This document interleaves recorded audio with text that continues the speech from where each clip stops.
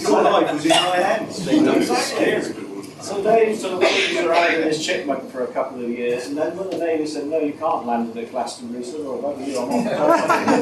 I think that's basically what happened. That's fine. Yeah. So Dave then, he thought, right, change of direction again, so he married his childhood sweetheart, Jude, and they had met at school the day that All You Need Is Love came out. That's right. Well, the day I first asked her out, and I couldn't get out. No, no way, you couldn't go out of that one. She found a 4-leaf clover the following morning, so I was done for. So Dave also then joined the CIA as an ACCAR, traffic control assistant, and after a bit of time at Barton Hall, I think it was, he joined E-Watch, soon got valid, and it was there that he became Red Dave, using activists, wasn't it? So he manned the barricades in the Great ACCAR strike of 1977. So when all that died down and he went back to a bit more on E-Watch. And then I think the next thing that happened was 36 course with Dave West, Dave Pascal, Graham, Billy. There all they are. So that was good. That seemed like life was all sort of right, sorted out now. We're just going to do that.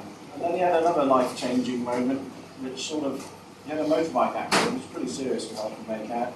And it sort of wrecked Dave for a while. It wrecked his ACCO training, and it didn't do the bike much good anyway. So, when did you probably land on crutches or not? Yeah. Yeah, you were. So he didn't exactly bounce back to work, but when he got back, he started as an actor on A-Watch, I think, and then he went around all the positions there. And soon that got a bit boring for him, thought time for another change of direction. So in '93, he joined the systems team. 93. I think it was 93. 93. And in '98 he moved down to Swanwick, where we first sort of met up really. And he says it's been downhill ever since. I think that actually totally undervalues Dave's enormous contribution that he's made.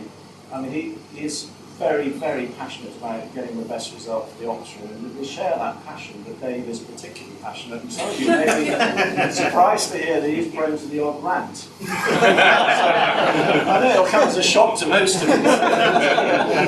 But, you know, if it wasn't him ranting, it was me ranting, and I was effing and blinding about something, and he said, peace man, chill, I'm telling you to chill. So, I mean, I think that passion and Dave's perception and his ability to sort of look at a document or spot a flaw in the argument was something I came to value. He was a real reviewing Rottweiler, and as soon as I got some tricky document more than about 3 pages long, I said, Dave, go and have a look at that. By tricky, he means tedious. Yes, I'm not daft, you know. No, you're not daft. So, I mean, you could always rely on Dave sort of, and for his input, he would always have a view on it. But the other thing I should have come to rely on Dave for is he's a bit of an accident magnet. Things sort of happen today. I'll try and give you a flavour of it. There was one afternoon I get this phone call, he said, bloody builders have dug a hole, it wasn't there this morning, and I fell in it. Actually, I think he still owe us that afternoon.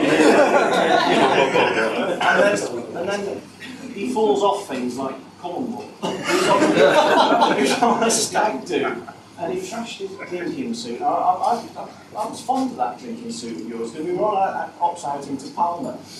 We said, right, we're going to this nightclub, it's a good nightclub, it's in this cave, you know, it's quite posh there. And they said, all right, get ready, you know. So he's on his pink t-shirt, and he fishes around in the bottom of his bag, and out comes this beige rag. He says, oh, good, he said, I thought I had my drinking suit. So he gets in, and he actually looked quite cool, because he had his ponytail. We went in this nightclub, and I said, poor aging rock star.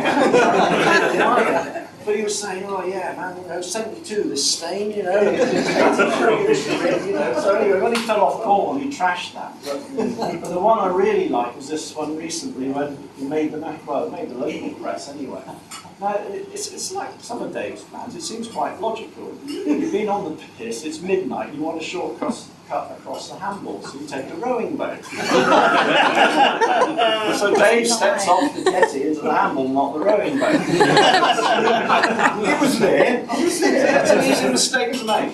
So the bit that amuses me though is that somebody obviously seen this from afar and initiate a full-blown search and rescue. So Dave pulls himself out of the thing, no big deal, and starts walking home. And somebody stopped to give him a lift. Now, would you, at midnight, give him a lift? So he's a stranger. Amazing. Yeah, it's good. You know, you should have faith in your fellow man. But so he goes to bed, leaving a pile of wet clothes in the kitchen. At 3 in the morning, I think it was around there, the police knock on the door to give Jude the bad news, and he starts to sleep.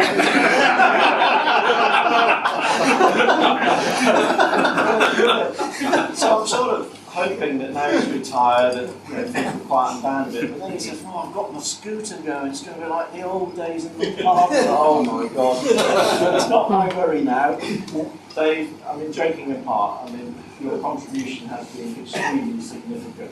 You have done so much for the option of West Drayton. I mean, when you were up there, the guys used to say, "We had this bit of furniture arriving on the wings. We didn't know what the hell it was for, but Dave seemed really pleased with it." And the same thing down at Swanwick as well. You've done loads to help there. I'm absolutely delighted you've got the sort of golden wheel now. It's been filled with money as we speak. Thank you enormously, not only on behalf of Matt, but for the sort of previous heads of sections you've worn out over the last 18 years. Dave, enjoy your retirement. Don't let you work you too hard. And you can rest assured that we will miss you, and then years to come people will say, "Do you remember when Dave Rogerson did that? Fuck me." Well done. You're welcome.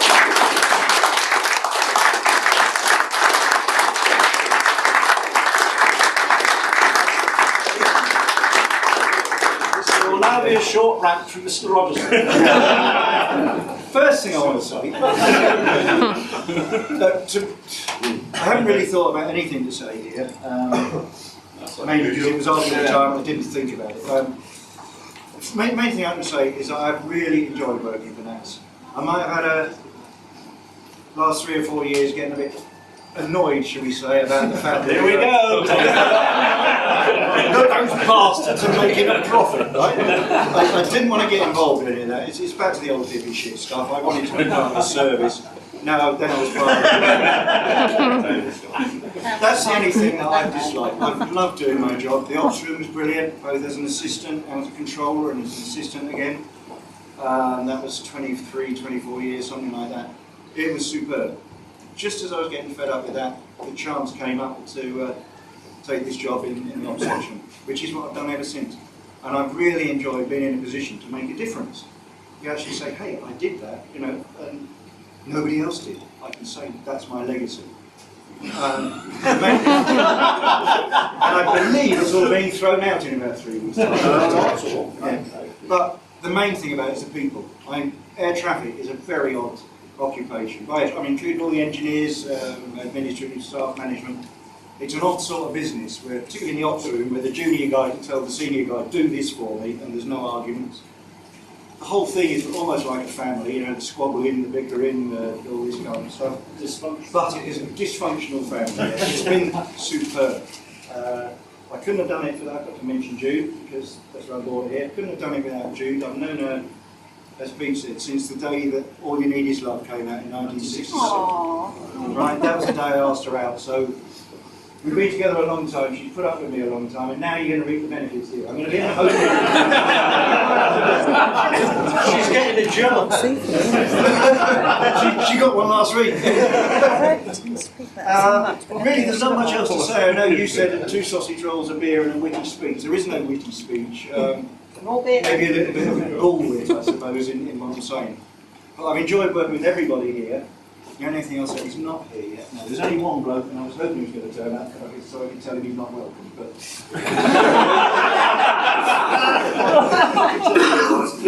don't discuss that later. All I can say is I've had an absolutely brilliant time. Those people that I've upset over the years, all 49. I didn't mean it, all of it.